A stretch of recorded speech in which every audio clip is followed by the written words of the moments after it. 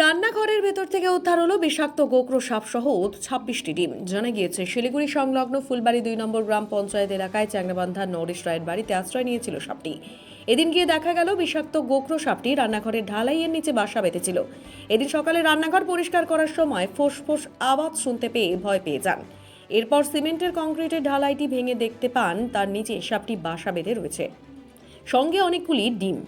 পাকা ঘরের মধ্যে সাপ বাসা বেঁধেছে শুনে গ্রামবাসীরা ভিড় করতে থাকেন নরেশ রায়ের বাড়িতে। বিষাক্ত গোকরো সাপটিকে দেখে কি করবেন ভেবে না পেয়ে শিলিগুড়ির একটি পরিবেশপ্রেমী সংগঠনের সাথে যোগাযোগ করলে 2 জন সদস্য এসে রান্নাঘর থেকে উদ্ধার করে সাপটিকে, সঙ্গে প্রায় 26টি ডিম।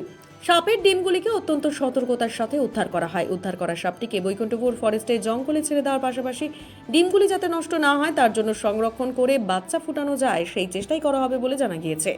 তবে বর্তমানে চারিদিকে বৃষ্টিপাতের ফলে জলমগ্ন ঝোপঝাড়, তাই এখন প্রত্যেকের ঘরবাড়ি পরিষ্কার করে রাখা ভালো, কারণ কখন বিষাক্ত পোকামাকড় ঘরে বাসা বাঁধবে তা হয়তো আপনি জানতেও পারবেন না। তবে এই দিনের এই সাপটি উদ্ধার হয় আতঙ্কমুক্ত হন বাসিন্দারা। বউ তো আমার মাঝে সাঝে সাপটাকে দেখে, তো আমি এবার চিন্তা করতেছি সাপটা দেখে কোথায় আছে সাপটা, ভিতরে বেলে স্ল্যাবটা ভাঙা ছিল, তো স্ল্যাবের ভিতরে ঢুকে আছে, আমি তো জানি না। তো বউ বললে কি ওটা ভাঙে ওটাকে করো, সরাই দাও। তারপরে সকাল ভাঙলাম, ভাঙতে দেখতেছি ও আওয়াজ দিল, একটা সাপের আওয়াজটা ফস করে উঠলো। ফস করে ওঠার পরে আমি বন্ধ করে দিলাম।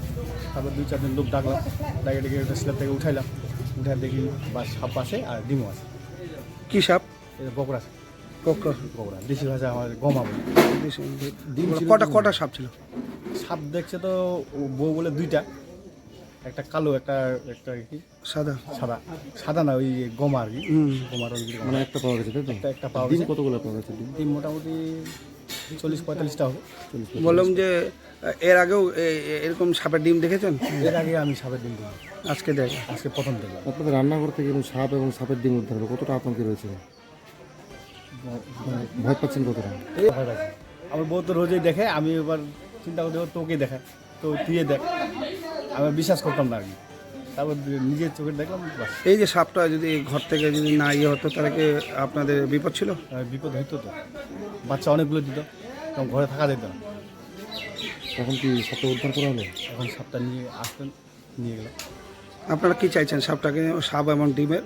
সাপে দিব যাতে ভালো জায়গায় থাকে, মানে বাড়ি বেঁচে থাকে আর কি, আচ্ছা, সুস্থভাবে থাকে। বাড়ি কোথায় আপনাদের? আর ফুলবাড়ি চ্যাংরাবান্ধা। ঠিক আছে। বাইরে নিয়ে চল দেখি ভাই, দেখি পিছা নিয়ে ভাই, নিয়ে দেখি, দেখা একটু দেখা, দাঁড়া দেখা একটু, দাঁড়া ছাড়িস না ভাই, ছাড়িস না ভাই। হবে 30-40টা হবে, 35-45টা না।